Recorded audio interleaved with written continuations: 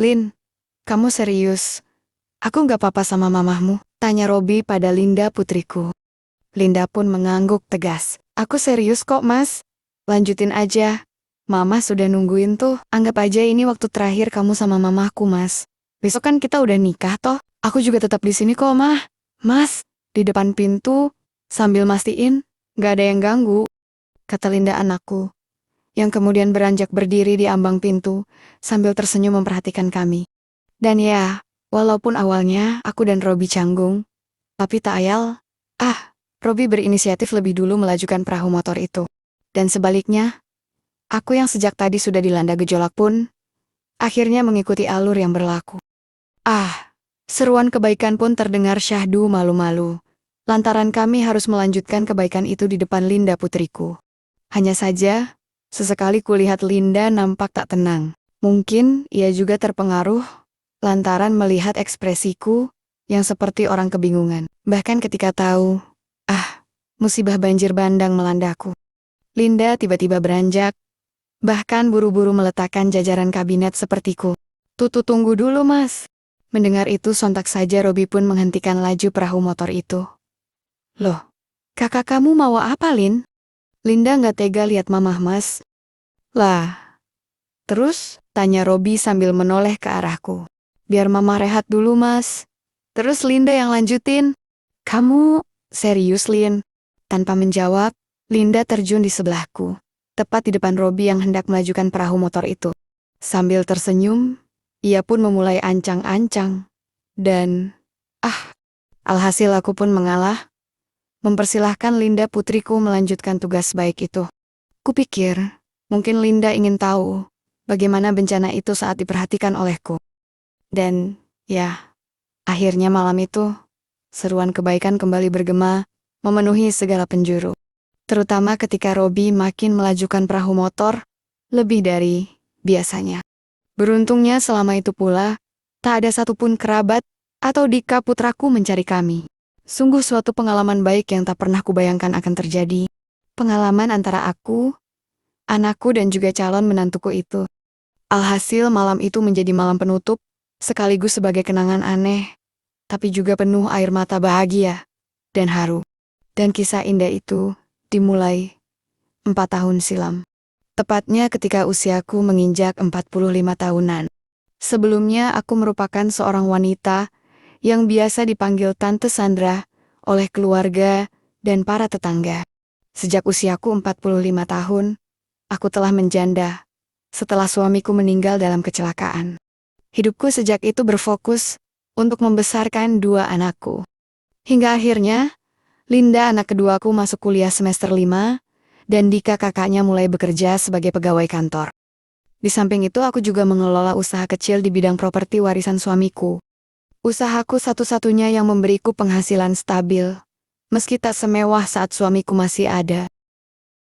Di usiaku yang tak lagi muda, perawakanku boleh dibilang masih ideal. Segalanya masih terawat dengan baik. Bahkan, masih menarik. Meski tak sebagus dulu. Sayangnya, ada satu hal yang selalu mengganjal di hati jika melihat anak-anakku sudah beranjak dewasa. Yaitu ketika mereka membawa pacar mereka ke rumah, sering aku merasa iri dengan sikap romantis pasangannya. Hal itu makin menjadi, terutama di malam hari. Tak dipungkiri, bertahun-tahun hidup menjanda, tanpa ada pasangan, memang rasanya hambar. Meski begitu, aku selalu berusaha tegar di mata anak-anakku. Aku juga tak berniat membina rumah tangga lagi, lantaran takut jika nantinya akan mempengaruhi anak-anakku. Linda anak keduaku yang bungsu sendiri, telah berpacaran dengan Robi selama lebih dari 2 tahun lamanya. Linda sendiri pun selalu terbuka padaku, terutama masalah asmaranya dengan Robi. Dan aku pun percaya, jika dia pun bisa menjaga kehormatan keluarga sampai waktunya tiba. Tapi sayangnya, kepercayaan itu harus luntur. Bukan karena Linda anakku, melainkan akulah awal mula yang menjadi masalahnya. Sejak awal, aku tahu jika Robi merupakan pemuda lugu. Dia berusia 25 tahun, yang juga sedang menyelesaikan kuliahnya di universitas yang sama. Robi sendiri tinggal di kos di Jakarta Selatan, tak jauh dari rumah kami. Ia sering datang ke rumah, Mungkin 2 atau 3 kali seminggu untuk menemui Linda atau sekadar makan malam bersama keluargaku. Aku ingat saat pertama kali bertemu dengannya. Dengan wajah polos dan malu-malu, Linda membawanya pulang setelah kuliah, lalu mengenalkannya padaku. "Ma, ini Robi, pacarku," kata Linda sambil memegang tangan Robi dengan erat. Robi berdiri di depan pintu dengan canggung sambil menunduk. Saat dia menyalamiku, entah sengaja atau tidak, netranya membulat sejenak, seolah terpana melihatku. Begitupun denganku, yang seolah ada getar lain. Sesuatu yang lama tak kurasakan dan diperhatikan. "Selamat malam, Tante," katanya pelan dengan suara agak gemetar. Aku pun memeyuknya seperti kebiasaan keluarga kami yang terpengaruh adat dari India. Robi pun membeku sedikit, dan entah kenapa, aku malah tersenyum dalam hati. Malam juga Rob. Senang ya bisa ketemu. Linda sering cerita soal kamu loh. Balasku sambil tersenyum, lalu mengajak mereka masuk. Alhasil, malam itu pun kami makan malam bersama. Robi dengan lugunya menceritakan tentang kuliahnya dengan antusias tapi sederhana. Bahkan tanpa gaya sombong, meski kampusnya dikenal untuk anak orang kaya. Saat itulah timbul kekagumanku, terutama sikap sopan dan rendah hatinya. Bahkan, saat makan malam selesai, ia sempat membantu membersihkan meja tanpa diminta, dan memuji masakanku dengan tulus. Sejak saat itulah, setiap kali Robi datang, entah kenapa, aku selalu merasa senang. Dia seperti anak laki-laki yang polos, tapi ada kedewasaan di matanya, yang membuatku diam-diam kagum. Semula, aku tak pernah membayangkan apapun di luar hubungan ibu dan calon menantu itu. Tapi seiring berjalannya waktu dengan perhatian kecilnya padaku, perasaan itu makin tumbuh, tanpa ada seorang pun yang tahu. Hingga suatu malam, tepatnya ketika Linda keluar kota untuk menengok neneknya, tapi dia lupa membawa ponselnya. Saat itu aku sendirian di rumah, setelah pulang dari kantor. Sementara Dika anak pertamaku keluar nonton konser dengan teman-temannya, dan bilang akan pulang larut. Aku yang baru saja selesai mandi dan baru mengenakan daster, sedikit kaget ketika menemukan ponsel Linda berdering di meja. Nomor Robi tertera di layar, dan lantaran mungkin ada pesan yang penting, maka akulah yang menerimanya. Dari suaranya, sepertinya ia kebingungan saat menyadari bukan Linda yang menjawab. "Loh, ini tante ya? Lindanya ada kan tante?" Tanyanya seperti biasa. Saat itu juga aku pun menjelaskan jika Linda keluar kota, tapi ponselnya ketinggalan. Tapi rupanya, Robi bilang sudah setengah jalan ke rumah kami, berniat menemui putriku itu. "Wah, ya udah Rob, sudah di depan gang juga kan? Masa harus balik pulang toh? Ya mampir aja ke sini sekalian," kataku setengah bercanda, tanpa berniat apapun saat itu. Semula, dia ragu-ragu. Tapi karena mungkin membenarkan juga ucapanku, akhirnya dia pun setuju. Tak sampai semenit kemudian, bahkan belum sempat aku mengganti dasterku, bel pintu pun berbunyi. Seperti biasa, setelah membuka pintu, aku pun memiuknya. "Kok cepet banget toh sampainya? Tante kan baru mandi," kataku yang refleks mencubit lengannya pelan sambil tertawa. Robi pun tersenyum malu, dengan wajah yang memerah. "Maaf Tan, Robi ngebut tadi. Tapi, Robi nggak ganggu kan?" Aku pun menggeleng, dan lantas mengajaknya masuk. Kami duduk di ruang tamu sambil nonton TV parabola, yang kebetulan menampilkan box office asal Amerika. "Kok sepi Tan? Mas Dika mana?" "Dikanya keluar. Jadi ya, sepi. Biasanya Linda yang nemenin, tapi dia pergi juga." "Maaf loh, ya Rob, sekarang malah kamu yang nemenin perempuan tua kayak tante," kataku sambil tertawa ringan, mencoba mencairkan suasana. "Ah, tante bisa aja. Tante masih cantik kok," balasnya dengan lugu tapi matanya sekilas melirik ke arahku, sebelum buru-buru menoleh ke arah TV lagi. Aku pun tersipu, tapi pura-pura marah sambil memukul lengannya pelan.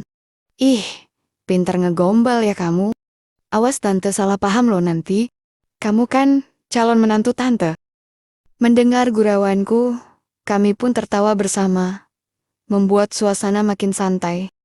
Saat itu entah sengaja atau tidak, Kami duduk bersebelahan di depan TV. Kami larut akan tayangan TV, sampai tak sadar, sambil ngobrol pun dasterku sedikit berpindah, menampilkan hamparan kalbu. Aku yang benar-benar tak sadar saat itu. Bahkan, melanjutkan obrolan, meski ku tahu, ia kelihatan agak tak tenang saat itu. Filmnya bagus nggak, Rob? Tante nggak paham nih ceritanya. Tanyaku yang tak sengaja menggenggam tangannya. Seperti kebiasaanku dengan Linda. Tapi bukannya gugup, ia justru menjelaskan alur PM itu diselingi gurauan. Sungguh tak ada pikiran aneh-aneh malam itu. Dan barulah, ketika tiba-tiba, ada adegan yang mengejutkan. Refleks aku melompat kaget. Bahkan tanganku tak sengaja parkir pada gelembung perahu motor itu. Ya, bersamaan dengan itu, kekagetanku pada PM justru beralih pada gelembung itu. Ih, Robi, kok ini udah gitu ya? Tanyaku setengah bercanda, tapi juga setengah penasaran. Seketika wajahnya pun bersemu, antara malu dan takut. Iya maaf Tan, itu gara-gara PM-nya mungkin?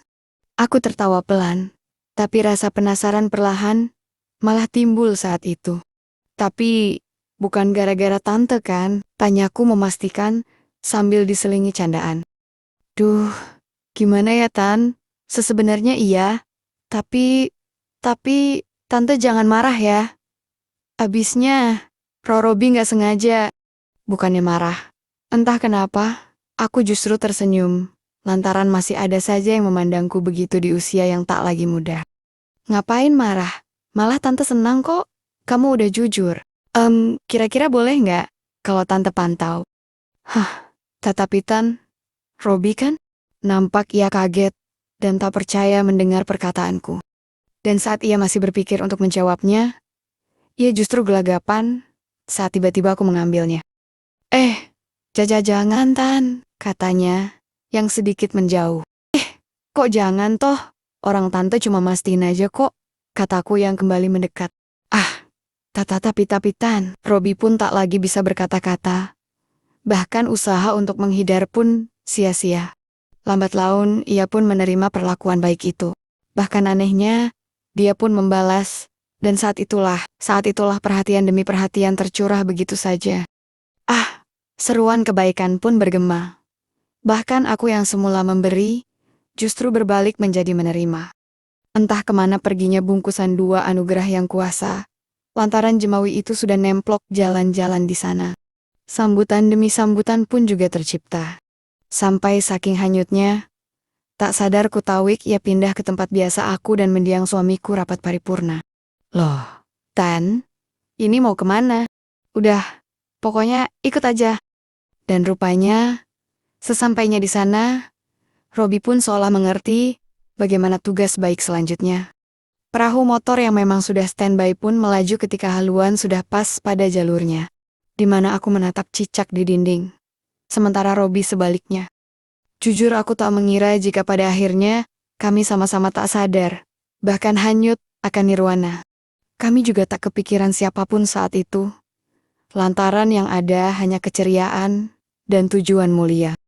Setelah varian motor satu selesai, lanjut varian lainnya. Kamu kok udah pinter, Rob? Apa jangan-jangan sudah tahu ya sama Linda? Kataku sambil tertawa. Enggak kok, Robi. Robi belajar sendiri kok, Tan. Katanya salah tingkah. Alah, ya udah. Yang penting ini rahasia kita loh ya. Dan kamu pokoknya harus tetap nikah sama Linda. Kataku yang kemudian dijawab anggukan olehnya. Dan begitulah selanjutnya.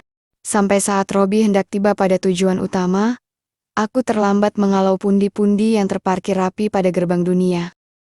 Dan rupanya, selesai dengan acara rapat paripurna tersebut, Robi tak langsung pulang ke rumahnya. Melainkan lanjut dengan rapat lainnya, lantaran Dika putraku juga mengirim pesan akan bermalam di rumah temannya. Singkatnya beberapa hari setelah malam itu, baik aku dan Robi berusaha melupakan apa yang telah terjadi. Aku terus meyakinkan diri bahwa itu hanyalah khilaf semalam, dan sebuah kesalahan yang tak boleh terulang. Robi juga tak langsung datang lagi ke rumah ketika Linda tak ada. Mungkin dia pun merasa bersalah dan ingin melupakan semuanya. Tapi, ketika akhirnya dia muncul kembali bersama Linda sepulang kuliah, entah kenapa, ada sesuatu yang berbeda di antara kami. Saat aku membuka pintu dan memeluknya seperti biasa, ia justru menatapku lama. Aku pun merasakan perbedaan itu, meski masih berusaha menyembunyikan di balik senyum seorang ibu. Selain itu timbul juga perasaan nyaman yang sulit kujelaskan. Ketika Robi datang dan ngobrol lebih lama, semuanya terasa alami, seolah kami telah saling mengenal jauh lebih dalam daripada seharusnya. Aku tahu itu salah, tapi aku tak bisa menyembunyikan rasa senang setiap kali melihatnya. Terutama ia selalu membawakan buah atau camilan kecil untukku, dengan alasan biar tante nggak capek kalau kerja. Linda pun tak curiga lantaran baginya, Robi hanya semakin akrab dengan calon mertuanya. Namun, perasaan nyaman itu perlahan berubah menjadi benci yang tak pernah kuduga. Tepatnya di suatu sore, di mana saat itu, aku pulang lebih awal dari kantor. Linda tadi pagi berpamitan hendak jalan-jalan dengan Robi, dan katanya sampai malam.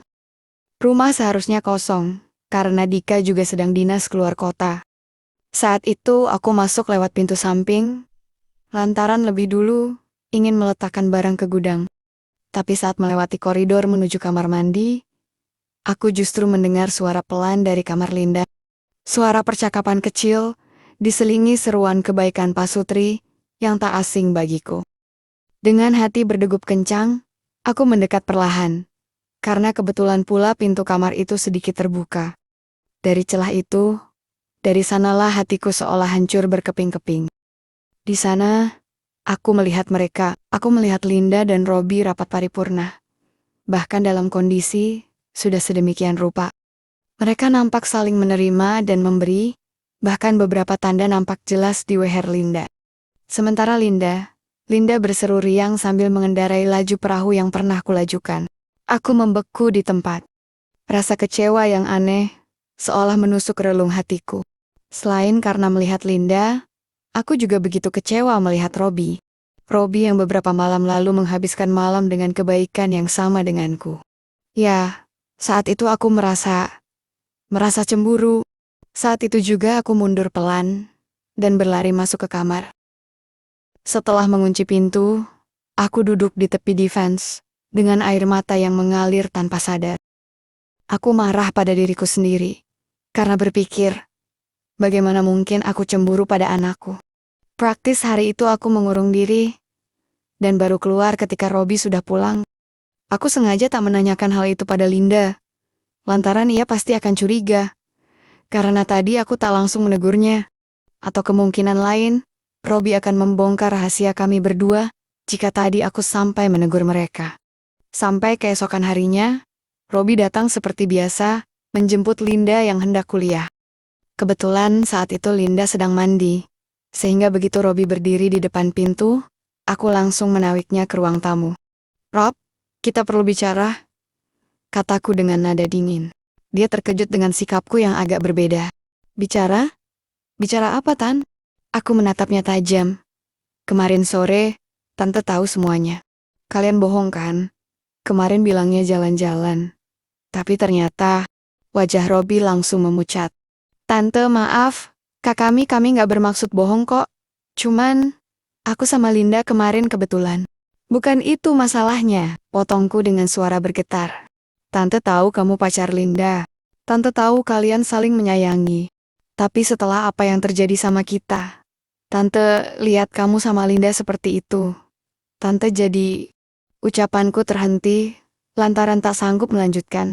Robi menunduk lama, sampai tiba-tiba ia berkata, Jadi Tante tahu, aku sama Linda, lagi..." Aku menggeleng pelan, tapi tanpa sadar, air mataku kembali menggenang. "Tante? Tante marah?" tanyanya, dengan pelan. "Tante bukan marah, tapi Tante nggak suka aja. Tante tahu kalau Tante ini ibunya. Tapi Tante nggak suka lihat kamu kayak gitu, seperti kita malam itu." Seketika itu, ruangan pun hening. Robi mendekat perlahan dengan ragu. "Tante, aku nggak pernah bermaksud kayak gitu. Kemarin itu, aku mau soalnya Linda minta bukti." Aku sayang sama Linda. Tapi aku juga gak bisa bohong kalau aku lebih nyaman sama tante. Entah kenapa ucapan itu sedikit bisa meredakan amarahku. Terutama saat ia kembali berkata, Robi cuma ingin tante gak marah lagi sama Robitan. Tante penting buat Robi, sama seperti Linda. Aku menghela napas panjang, tapi bersamaan dengan itu, Robi mendekat, lalu memiukku. Bukan peyukan seperti malam itu, tapi lebih seperti seorang anak kepada ibu. Aku pun membalasnya, meski air mata masih mengalir lantaran menyadari, jika seharusnya kami hanya sebatas calon mertua dan menantu. Maafin tante, Rob, tante yang salah. Seharusnya sadar kalau kamu tetap calon mantu, bukan yang lain. Robi juga Tan, tapi asal tante tahu, Robi akan selalu sayang sama tante. Katanya yang kemudian buru-buru meyepas peyukan itu, lantaran terdengar suara langkah Linda. Alhasil, pertengkaran kecil kami pun berakhir. Ya, meskipun tak ada kejelasan, bahkan masih mengganjal di hati. Sejak itu, aku dan Robi berusaha menjaga jarak. Aku berusaha menguatkan hati jika keakraban kami memang benar-benar keliru. Namun, godaan itu terlalu kuat untukku. Entah kenapa dorongan dalam diri tak pernah benar-benar padam. Bahkan berlanjut terutama saat rumah sepi. Kami tak pernah merencanakannya. Selalu ada saja istilah kebetulan Robi datang ke rumahku. Semula memang hanya obrolan ringan, candaan kecil. Tapi lambat laun, hal itu berlanjut hingga berakhir dengan peyukan yang dalam, bahkan lebih dari itu. Robi pun tetap lugu di depanku, selalu meminta maaf setelahnya, dan aku selalu menenangkannya dengan kata-kata hilaf. Ya, meskipun aku sendiri tahu, jika aku juga merasa nyaman, bahkan semakin sayang melebihi calon menantu. Singkatnya, tahun-tahun pun berlalu, dan kami pun masih menjalani keakraban itu dengan sembunyi-sembunyi. Bersamaan dengan itu, Linda pun justru semakin serius dengan Robi. Bahkan ketika mereka lulus kuliah, dan Robi mulai bekerja di sebuah perusahaan properti, keduanya memutuskan untuk menikah. Aku pun tak berusaha menghalangi niat baik keduanya. Ya, meskipun sedikit ada rasa tak rela, tapi toh nantinya Robi juga akan tetap tinggal bersamaku.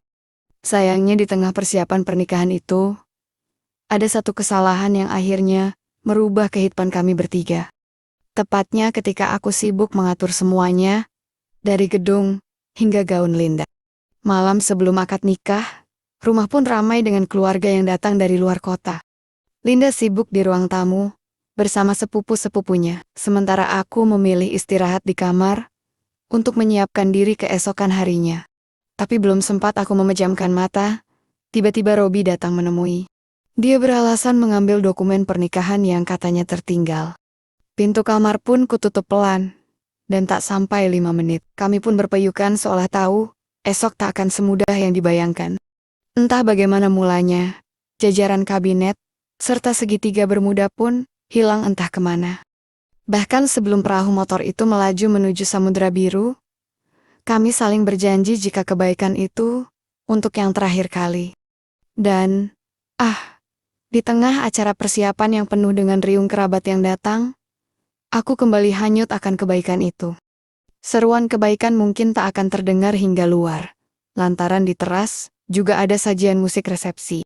Saat itu, baik aku dan Robi pun bebas mengekspresikan diri, sampai beberapa varian motor pun digunakan, seperti menatap cicak di dinding, bahkan menatap keramik lantai.